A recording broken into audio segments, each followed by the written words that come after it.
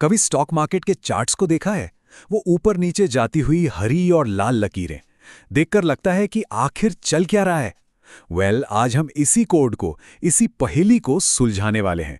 ये समझने वाले हैं कि बाजार जो कहानी हमें बताने की कोशिश कर रहा है, उसे पढ़ा कैसे जाए। तो पहला सवाल यही उठता है, क्या शेयर बाजार बस एक बड़ा कैसीनो है? मतलब सब कुछ बस किस्मत का खेल है? या फिर कीमतों के इस शोर शराबे में कोई छिपा हुआ कोड है, कोई भाषा है?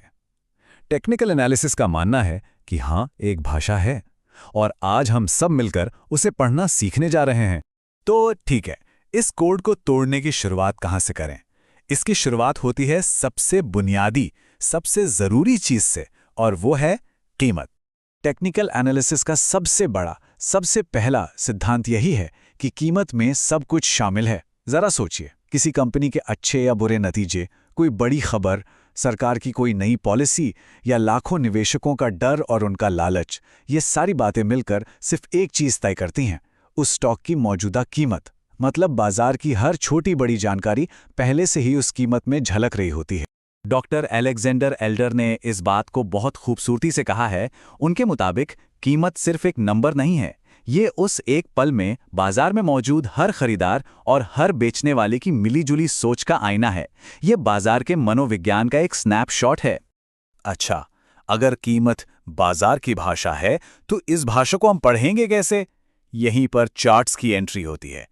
तो चलिए देखते हैं कि ये चार्ट्स कैसे एक सीधी साधी लाइन से पूरी की पूरी कहानी बताने वाले जबरदस्त टूल बन गए। सबसे पहले आता है लाइन चार्ट। ये सबसे सिंपल, सबसे बेसिक चार्ट है। ये बस हर दिन की क्लोजिंग कीमतों को एक लाइन से जोड़ देता है। इससे ट्रेंड का एक मोटा मोटा अंदाजा तो मिल जाता है, पर सच कहूं तो ये हमें पूरी कहानी नहीं बताता। इसके बाद आता है बार चार्ट, जो हमें थोड़ी और जानकारी देता है। हर बार को एक दिन का थर्मामीटर समझ सकते हैं। उसकी पूरी लंबाई उस दिन की सबसे ऊंची और सबसे नीची कीमत दिखाती है, और किनारे के छोटे निशान दिन की शुरुआत यानी ओपनिंग और दिन के अंत यानी क्लोजिंग कीमत बताते हैं। ये लाइन चार्ट से बेहतर है, पर अभी भी कुछ कमी है। और अब आते हैं असली खिलाड़ी पर, कैंडलस्टिक चार्ट। यहीं पर चीजें सच में मजेदार हो जाती हैं। हर एक कैंडल, मतलब हर एक मोमबत्ती, हमें उस दिन खरीदारों और बेचने वालों के बीच हुई जंग की पूरी कहानी सुनाती है, वो भी बहुत विजुअल तरीके से। आइए एक कैंडल की बनावट को जल्दी से समझ लेते हैं। इसका जो मोटा हिस्सा है उसे बॉडी कहते हैं। ये हमें बताता है कि कीमत कहाँ खुली और कहाँ बंद हुई। और ये जो ऊपर और नीचे की पतली लकीरें हैं, जिन्हें शैडो या विक कहते हैं, वो उस दिन का सबसे ऊंचा और सबसे निचला लेवल दिखाती हैं। और हाँ, बॉडी का रंग बताता है कि उस दिन जीत किसकी हुई, खरीदारों की या बेचने वालों। तो ये कैंडल्स हमें क्या कहानियां सुनाती हैं? ये हमें बाजार की दो सबसे बड़ी ताकतों के बीच की लड़ाई के बारे में बताती हैं। एक तरफ हैं बुल्स, यानी तेजी लाने वाले खरीदार, और दूसरी तरफ हैं बेयर्स, यानी मंदी लाने वाले बेचने वाले। वैसे ये नाम कहाँ से आए? ये इस बात पर आधारित है कि ये जानवर हमला कैसे करते हैं।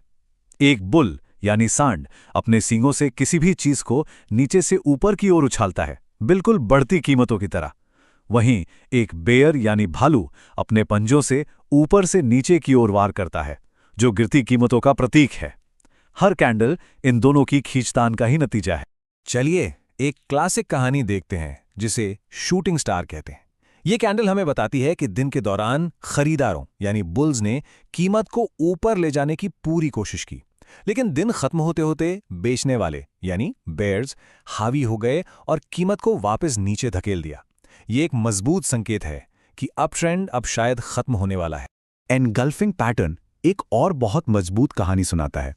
ये तब बनता है जब एक बड़ी कैंडल पिछली छोटी कैंडल को पूरी तरह से निगल लेती है या एनगल्फ कर लेती है।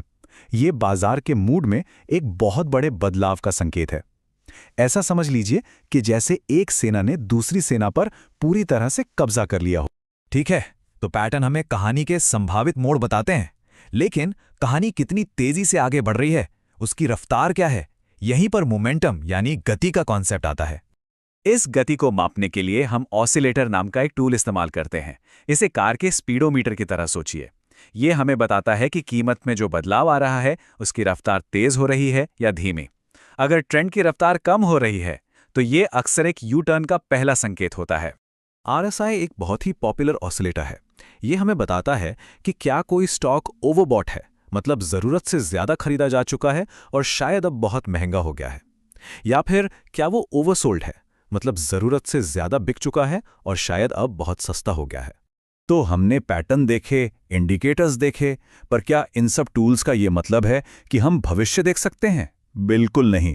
टेक्निकल एनालिसिस का असली राज, इसका असली मकसद कुछ और ही है। अक्सर टेक्निकल एनालिसिस की आलोचना होती है। लोग कहते हैं कि ये बहुत देर से सिग्नल देता है या फिर हर कोई इसे अपने अपने तरीके से देखता है। और ये बातें कुछ हद तक सही भी हैं, लेकिन ऐसी आलोचनाएं इसकी असली ताकत को देखने से चूक जाती हैं। टेक्निकल एनालिसिस का असली लक्ष्य भविष्य बताना है ही नहीं। इसका असली काम है जोखिम को मैनेज करना। ये हमें भविष्यवक्ता नहीं बल्कि एक अच्छा रिस्क मैनेजर बनाता है। ये जानने में मदद करता है कि अगर हमारा अंदाज़ा गलत साबित हुआ तो कहां पर अपने नुकसान को काटकर बाहर निकल जाना है। एक ट्रेडर जो सबसे ज़रूरी बात सीख सकता है वो है अपनी पूंजी को बचाना, क्योंकि बाजार में मौके तो कल भी होंगे, परसों भी होंगे, हमेशा रहेंगे। लेकिन उन मौकों का फायदा उठाने के लिए आपका गेम में बने रहना जरूरी